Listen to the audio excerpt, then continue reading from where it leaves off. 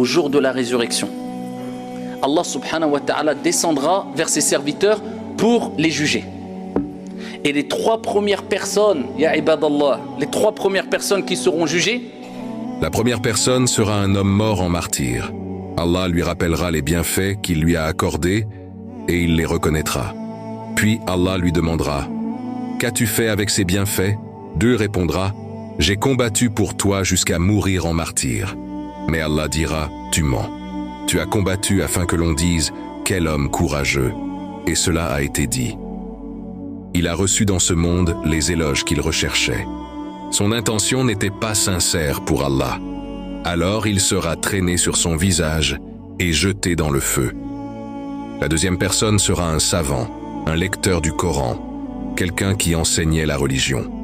Les gens le respectaient, l'écoutaient et le considéraient comme un homme de science. Allah lui rappellera ses bienfaits, puis lui demandera ce qu'il en a fait. Dieu répondra « J'ai appris la science, je l'ai enseignée et j'ai récité le Coran pour toi. » Allah dira « Tu mens.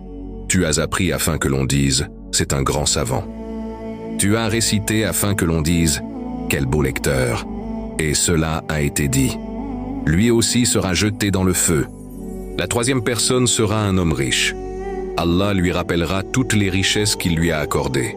Dieu dira « J'ai dépensé pour les pauvres, j'ai donné en aumône, j'ai aidé les gens. » Allah dira « Tu mens.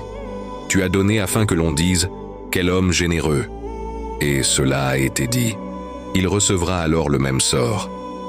Regardez mes frères et sœurs, un martyr, un savant et un généreux. Trois catégories que les gens admirent. Pourtant, elles seront parmi les premières jugées sévèrement parce que leurs actes n'étaient pas pour Allah. La leçon est immense. Allah ne regarde pas seulement ce que nous faisons. Il regarde pourquoi nous le faisons.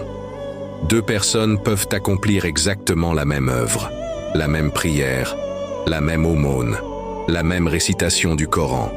L'une sera élevée auprès d'Allah et l'autre sera perdante, simplement à cause de son intention.